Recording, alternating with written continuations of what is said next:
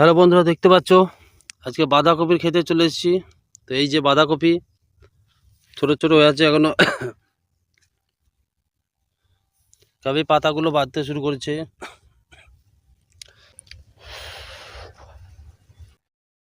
এই যে বন্ধুরা ফুলকপি দেখো,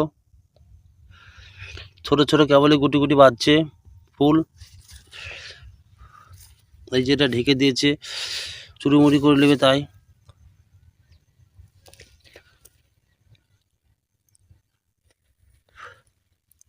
এই যে বন্ধু বাঁধাকপি দেখো, ছোট ছোট ফুল বাঁধতে শুরু করেছে। এই যে এগুলো ঢেকে দিয়েছে,